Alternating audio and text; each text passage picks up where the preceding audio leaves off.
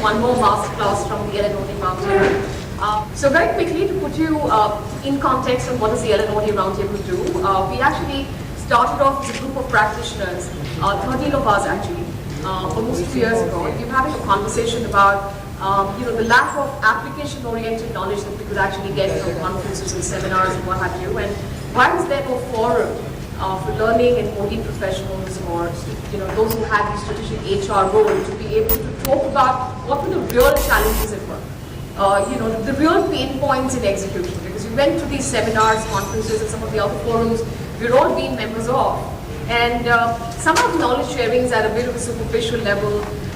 Every company is trying to outdo the other in terms of branding and talking about great practices, and if all those practices were really as effective as people make them out to be in a lot of these seminars and conferences, then we wouldn't need a practitioner's forum really. We wouldn't have half the challenges we're having in terms of talent within organizations. So we said there needed to be a real forum that talks about real issues, doesn't have the challenges and the pressures, commercial pressures of sponsorships and so on and so forth, can actually sit down together and talk about real issues and take back application-oriented knowledge and relevant knowledge that's relevant to the kind of challenges we're all collectively facing across organizations. We started Big Debate last year, and Big Debate has grown into a very, very popular format. In fact, I had lots of people who attended Big Debate last year tell me it was the single most outstanding masterclass they've attended during the year. So the topic we took last time, like we have this time, is a very contentious topic. So we've taken the topic of employee engagement, myth or reality. With all of us chasing with these engagement surveys and engagement work, and it's just become a buzzword and it's being used and misused and abused across organizations, we decided to actually unravel the truth on what was happening on employee engagement. Did employee engagement really exist? And how do we really come up with all these lists of great employers and best employers and great places to work? And we did some great analysis and some great diagnosis and discussions around the whole challenge of employee engagement. So I think from there we've come to the very first Big Debate for this year, and I'm really delighted that there's so many of you who are interested in participating in the Big Debate. Let me tell you the format of the Big Debate so you all know how to participate in this. I will have 4 experts who will join me at the dais, so to speak. So they will be here and they will offer their comments on various themes, discussion themes that I will pick up. I will, in the first half, when we're half time through the debate, open it up to the audience so that you can come up with your points. So there will be a stream of discussion which will essentially allow us to be able to open up the discussion to your comments from the floor, right?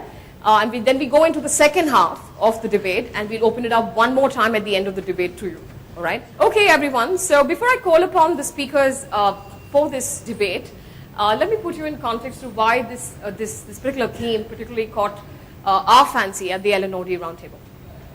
So I think one of the fallouts, and we're obviously open to alternate perspectives from the audience, but one of the great fallouts of the kind of growth we've experienced in particularly the last decade and the kind of talent dynamics we're experiencing in the market has been the dilution of talent, both at junior and middle management levels. And while many of us have a view that there is a great challenge at the top management level, I think this discussion is most likely to lead there because needless to say, the middle management pool is essentially the feeder pool to top management within organizations. And especially as age profiles and number of years of experience are increasingly not the key criteria to be able to take on big roles within the organizations, and with a very large number of Gen Ys which are existing across industries, across verticals, across geographies, we now have lots and lots of opportunities for these young people to take on the top management roles. And that is the scary part of this discussion because the feeder pool for our succession is the middle management. And that is what we're here to really talk about. I think one of the outcomes, like I'm saying, or the fallouts, the fallout is a better word, of the dynamics that we've experienced, some perceived and some real.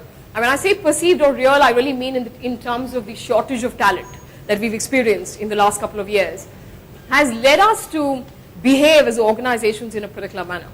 And while for a long time, we've been grappling with it within close circles, and we've been talking about it within SR, we've been talking about it with other organizations, and I speak at a lot of forums and seminars, and I've soon realized that this is a common problem everyone's experiencing, notwithstanding which industry we really exist in. The research, and we'll come to some of that as we go during the course of the discussion today, is also supporting everything that I'm saying here, which is one of the big challenges, and I'm stating my diagnosis, and of course we'll open it up to the members of the debate and to the rest of the audience later on, has obviously been, like I said, a perceived shortage of talent at an entry level, and a perceived expertise that we're really expecting from some of the specialized schools like the management schools and all of that, or the graduate engineering colleges and so on. And the perceived expertise that I'm talking about is the fact that while we imagine that these people come in with engineering or business knowledge, enough and more of us who are within organizations hiring this talent to know that they actually come in with large skill gaps and the huge bridge programs that are actually required to be able to make these people productive inside organizations. But let's go back to the very beginning, which is the genesis of the whole issue, is the entire talent acquisition process of being able to bring this talent into organizations. And I think the big question that a lot of us need to put our hands on our heart and answer honestly is, do we really have very structured, very well organized, very well defined talent acquisition programs at an entry level, which actually defines or enables us to bring in the right kind of talent inside our organizations? I think the horse trading and the artificial shortages that have been created, or the perception of shortages that have been created in the market, compel a whole lot of people, a lot of hiring organizations to behave in a particular manner on a lot of these campuses, where there's a race, there's a scramble to just get whatever talent it is that you can really get on board. And there's little attention paid to the fact that they do have or they do not possess the right kind of skills or capabilities for the roles that we might have within the organization. And I've exchanged notes with more than one organization to be able to tell you quite confidently that they sometimes don't even know what are these exact roles that they're actually going out to hire people for.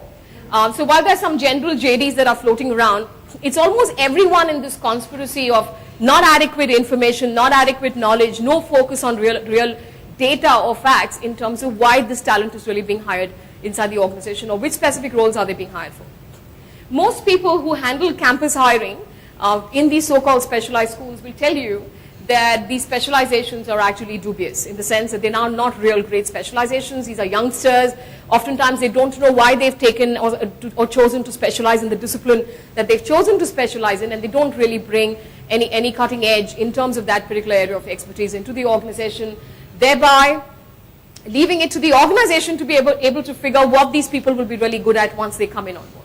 So the entire process of being able to decide on careers itself is so dubious that the group of people paying the price for that seems to be the employers, which is, I've had instances of youngsters coming from very leading MBA schools, specializing in HR, tell me that I'm actually an engineer, I took an MBA because you don't get a high-paying job if you don't get an MBA. And because I was the lowest scorer the lowest scoring people were asked to take HR, which is the reason why I've taken HR. And of course, he conveniently didn't tell us this when we were hiring him from the campus, but he told me this when we were having a career discussion, where I probed more to understand why did you take HR as a career option, and his very straightforward answer was that the lowest scoring people were only given the option of taking HR. Now, can you imagine what is the kind of self-regard and self-respect you can bring to a profession if you've actually chosen that or been dumped with it really because you didn't have the score to take on anything else. So you could take marketing, operations and everything else if you were a top scorer, finance if you were a top scorer, if you're a low scorer you can take HR. So these kind of insights lead you flummoxed in terms of why people make career choices and who are these people who we are hiring as specialized talent into our organization. Once they've come in on board, in my opinion, the entire story becomes, the plot thickens, the entire story becomes even more complex and complicated because now you're dumped with the onus of being able to retain this talent. So if you've brought them on board, you've got to turn that around and make them successful. Make sure that they actually get productive and start delivering within your organization because you held accountable if there's attrition at different levels to be able to say what's wrong with our organization, why are we not being able to retain this talent. From year 2 on, it's so easy for competition to never go to the campuses, never having to host trade, never having to do any trouble, never having to take any trouble, but to just simply hire from year 2 from competition by paying 20% more. Because all of these people are susceptible to be able to move on in year 2. And so what's the next thing that we do to be able to complicate matters is create phantom promotions, which is give them a sense of growth and give them a sense of higher earning, give them a sense of being valued inside the organization. If we do all that, we'll be able to retain our talent and keep all our talent. What are we doing as we move them up?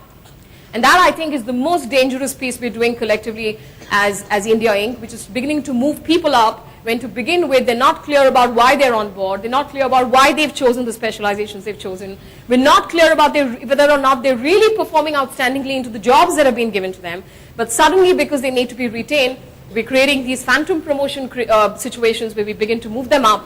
And as we begin to move them up, what we've begun doing is pushing people up in the leadership pipeline. Yeah, the very first promotion is putting people up into the leadership pipeline. And before long, these are the people who've made the transition from managing self to managing others to managing managers. And then we're sitting back to say, oh my God, does India Inc. have a middle management crisis? But before that, over to Bhavna on, do you see organizations invest in the rigor of being able to identify who they're hiring inside their organizations, because this is what is actually building their talent pipeline? Are you seeing any seriousness and rigor in terms of, typically, I'm not sure if that's a great question to ask you because your clients will be people who want to put in that rigor. But what are you seeing in terms of the problems or challenges they have because of which they're coming to you? And in your opinion, are there many more organizations which are struggling with this, but they don't even see the value in terms of being able to put this rigor because they're not seeing any of their talent long term either? So what are you seeing happening in the assessment space, and what are the insights you have in the context of how serious organizations are about who they're getting in on board? Are they seeing these people long term? B, who are they promoting inside the organizations? How serious are they in who they put into middle management positions? Well, good morning again, everyone. Sujaya, you asked me 2 questions, if I got that right. The first one is, what are we seeing as trends in terms of how companies are dealing with this issue of progression and what they are really doing in content terms? The second one was, how do they feel about it? Is there really a crisis or not? I'll take the second one first. What I haven't found yet in our conversation, and I was looking forward to that meaty debate really on give me a yes or a no really. Is there a crisis or is there not really, right? So I asked Amit this question earlier this morning. So what I did yesterday to bring some punch into this conversation, I thought, let me ask my clients, right? Not my colleagues within SHL, because obviously we have access to a lot of data, so their view would be very different. I wanted gut feel responses of people in the industry. So I sent a message to about 90 to 100 odd clients of mine across different levels, junior level, middle level, very senior level HR professionals as well. Guess how many responses I got back? I thought I'll get 10 or 15 responses maybe, because I'll get a direction and something to talk about this morning. Until this morning, and I'm still counting, I had 77 responses from different clients. And that's how serious this issue is, Sujaya, talking about what you said earlier today about people wrote back to you, said, thank God, someone's talking about it. I didn't expect 77 responses to a message I sent at lunch yesterday. What was the trend? how many people said yes there is. All I asked was, I don't want complex answers. Don't give me consulting answers. Tell me yes or no. Is there a crisis or is there not? And so 50 people said yes, and 27 people said no to that. That was heartening, interestingly, because I was thinking it will probably be a 90% and 10% ratio, but that was interesting. So then I analyzed for myself. I said, okay, now that I have 77, let's look at what the data is telling me. And this population was represented, to give you some senior names, if you're familiar, you had your Prince Augustine and Rajeshwar Tripathi and Ritu Anand and some very senior professionals in the industry.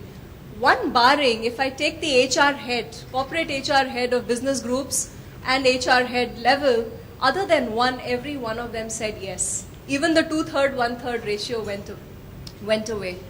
So I think the perception is very different at top levels that there is, and the junior and middle probably believe that there isn't because their interactions with the cadres are very, very different.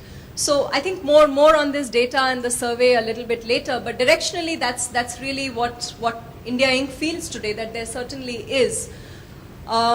Coming to the second part of what you asked me specifically, Sujaya, on what is it that we're seeing, I'll answer it in a slightly different way. I don't want to go into just data of clients, but we've concluded or feel that there are 3 or 4 key issues that we are experiencing this for. Clearly the answer is yes, and we knew that yes, because I knew that's what my clients are going to turn back and say. But why do they feel that? Why do they experience this? And the genesis part of really where this whole debate comes from. And the first one was, if you examine some of the world's top companies today, and GE has been done to death, Unilever has been done to death, Coca-Cola has been done to death in terms of studying what is it that they do. What is that one single thing that they are known for in terms of talent management? Anyone? It's what is called the culture of talent, which is created by line managers. Line managers are responsible for observing, finding, building, identifying, and then whatever else that is done with individuals. HR plays the facilitator's role. We haven't got there yet, and perhaps the responsibility of HR that we haven't really lived up to yet is building that culture within the line organization to be able to get line to own it rather than HR to own it from a process perspective, assessment centers or whatever else that you may run. That's only a means to an end. Organizationally, institutionally, is talent something that the line organization owns? And I think that's one key reason why India Inc. talks much more about this issue than any other Inc. anywhere else in the world for that matter. The second was, and this is a related point to line, is does CEO own HR and people issues as much as he owns the financial and other business metrics? And therefore, is that the message that is sent across the organization? So at this point in time, hardly do we ever come across clients, for instance, where we actually get to then interact with the CEO and say, that's what talent analytics data is telling you. It's still an HR intervention, a large part of the stuff that we do. Business is still not involved, business is still not interested. And obviously then they are not interested, they will not be able to carry forward the entire capability building agenda, because these guys are then the supervisors or what you call middle management today, where we are supposed to have this crisis. And the third issue, again linked to business, and which is where HR comes in, is a fear of differentiation. Historically, we don't like differentiation. We like to move in clusters. We like to move in bunches, and that goes back to that whole promotion culture. We move. I get CVs for our sales organization where a large number of them have been in sales functions of job portals and similar companies, and they are called executive to senior executive, and then assistant manager, manager, deputy manager, senior manager, and they've had about 8 promotions in their 12-year career. And then that's the career path they expect at SHL. Of course, we promptly go on to lose them a year and a half later because we can't show them that career path, or that's not who we are.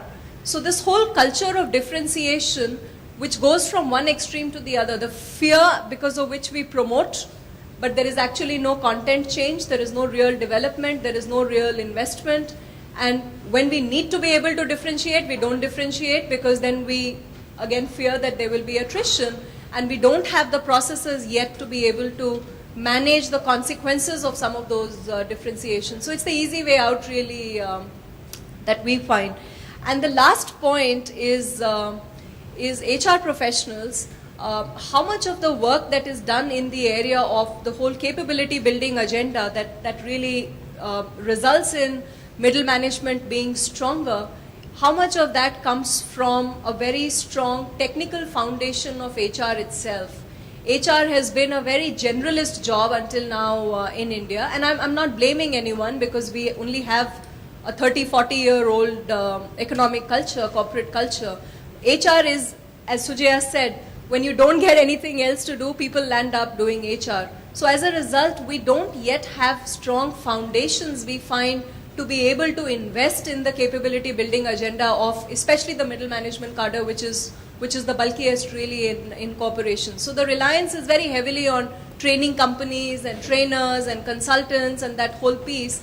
But where's the internal agenda in terms of being able to build that capability, both in HR as well as line? So those are 3 or 4 genesis, as you asked for, Right. Sujaya, to where we feel it comes So from. correction, I didn't quite say that people who don't have anything to do HR. No, as the case of that All right, example, we had an obviously it's example not a of somebody who said he generalization. was the lowest scorer and therefore he chose HR. But I'm going to take that point that, a very relevant point that Bhavna's just made, which is HR has not succeeded in creating a culture of talent, and which is possibly the reason why we're not being able to take some of these calls. Amit, to what degree do you agree with that? I mean, I'm saying it's a demand-supply situation which is causing the problem.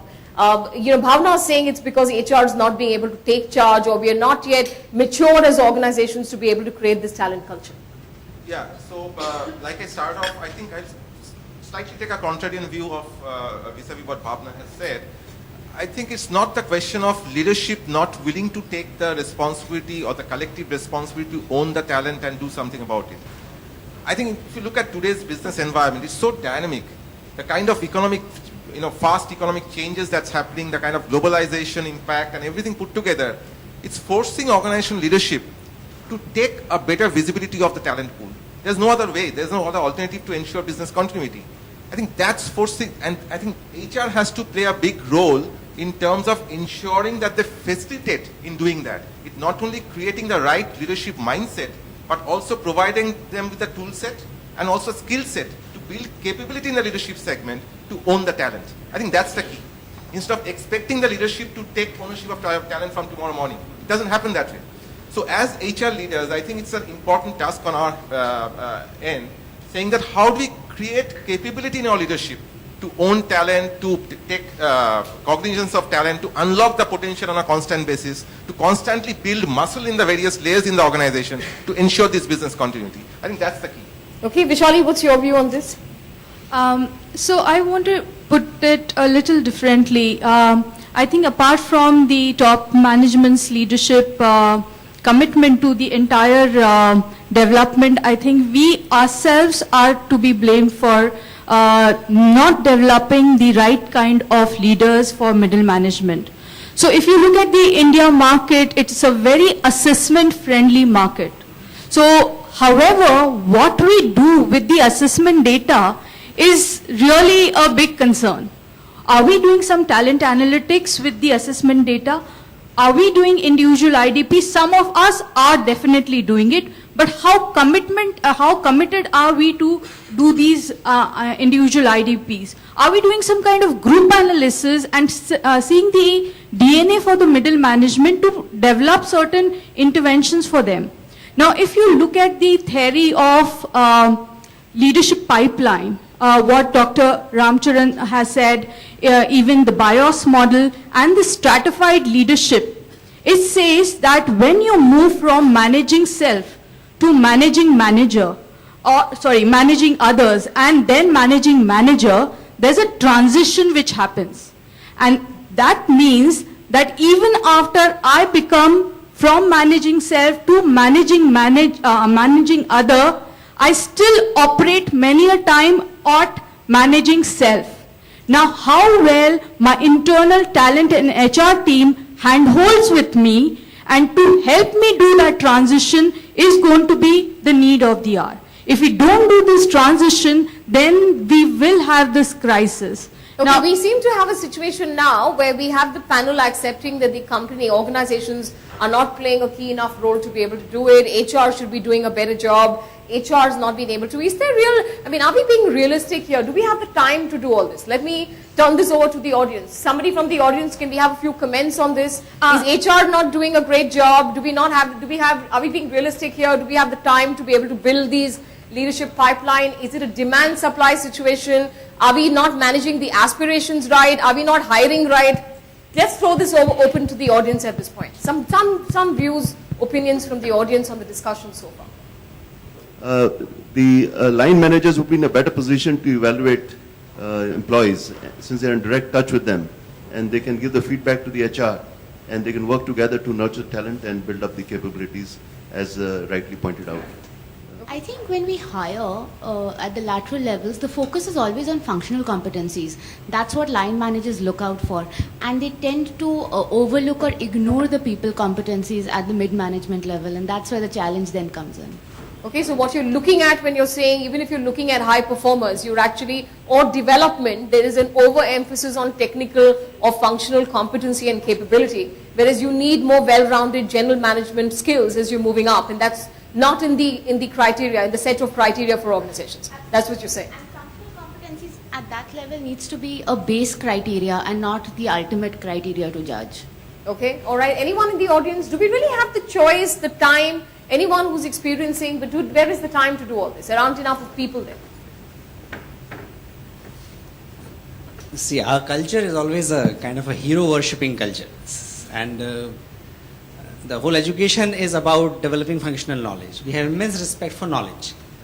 And in any simple interaction with a group of executives, if you ask how much percentage of time they spend on strategic thinking, how much percentage of time is being spent on developing people, and crisis management, and day-to-day routine operations. I think group after group, I have yet to find a group which says that, okay, we get at least 15% of time for developing people. Not 30, 35, 40 is that percentage of time I keep hearing they spend on crisis management. So this is another layer of perhaps diagnosis. Is it because the earlier level of training is not good, wherein they are better trained as executives, or it is something related to our culture and somewhere in our mindset we don't accept that developing leader is my job. If as a middle level, if my worldview doesn't have this element that developing people is my job, then why should I bother about it? And then, and the whole, you perhaps, and all of you can perhaps better say, what is the acceptance of the programs of coaching and mentoring? You float a program on coaching and mentoring, how many middle managers are actually excited to attend that program? It says something about their availability and willingness. Okay. Can we pass on the mic then? See, I would just like to dwell on 2 points. One is, I have moved from business to HR, right? And for the last 12 years, I worked in multinational. Louder? We can't hear you. For the last 12 years, I've worked in automotive industries and now moved to Bombay. And there are 2 points I would like to highlight. One is, I find there, even though we are doing a lot of work in HR, I find a distinct disconnect in the understanding of HR about the business. I'm talking about HR competencies, Leave aside business leaders' competencies, I'm talking about HR competencies. I think HR needs to dwell more on understanding business and developing their own business competencies. Only then they would be able to possibly partner with the business to bring about this issue of developing middle management, right? That is where the disconnect happens, because there's a lot of tools and techniques floating around, but then aligning with the business. So what happens, the business and the HR are talking different languages. Somewhere it does converge, but then the gap always remains, and you come back saying that, okay, now you go back and do your work, and the business will do their work. So I'm seeing two things emerge. Some of you saying HR needs to do a greater job. You're saying HR needs to work more closely with the line. And also I'm seeing some develop of us saying that the line managers need to become more talent savvy in terms of Yeah. being able to enable this, yeah?